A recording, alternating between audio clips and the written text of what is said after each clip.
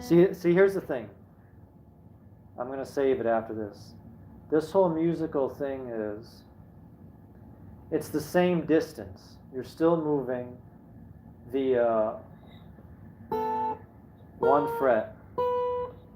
So even though B and C, for example, seem to be right side by side compared to, say, F and F sharp, or F and G flat and G and A flat, is because you're still traversing the same amount of distance anyways.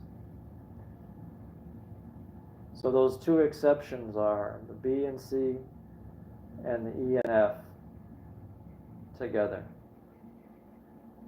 Endless friends are the best companions. That's the two other, I almost like to call that caveat, you know. Yep. Now I had to do it again because I accidentally muted it and felt bad about wasting anybody's time, so I ate my lunch and had to come back and do it. I do apologize.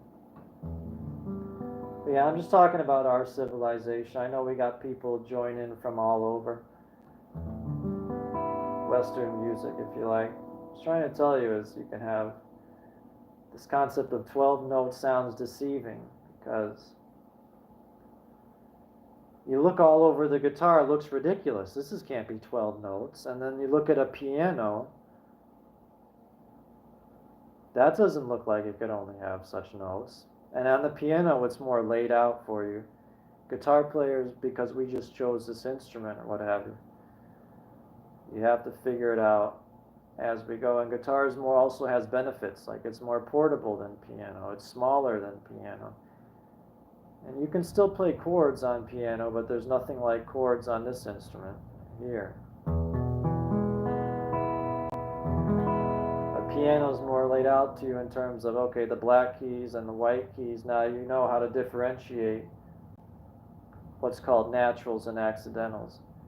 In guitar, I could put my finger anywhere, just in a random place, and just by default, you can look at it and never know off the top of your head, really, where it falls in that category. But that doesn't matter that much. It's just it's a quirk of the instrument, you know. Don't mind the heating. It's coming on.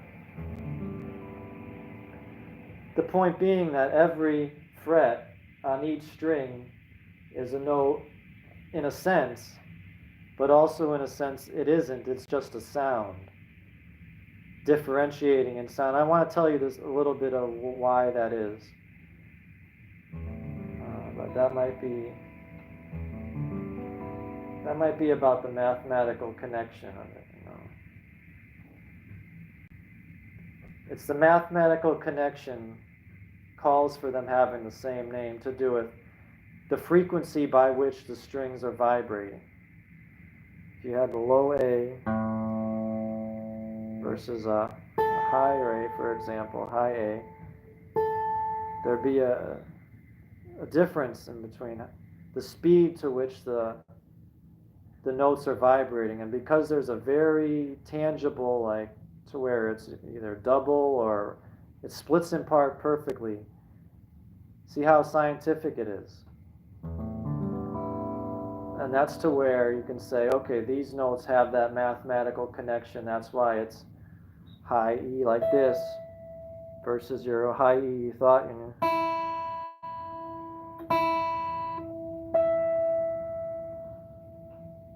So that's what it has to do with. Vibrating at a certain frequency. It's the only really way I can explain it. Double the speed, really. And if you were to lower the note, if you're going after a very low note, then what do you think would happen? The speed of the vibration frequency would be slower. And it almost makes sense, you know, it's vibrating slower, it's moving lower. Whereas it's fast vibration is a very quickly tinged frequency. And as a result, you achieve a higher note.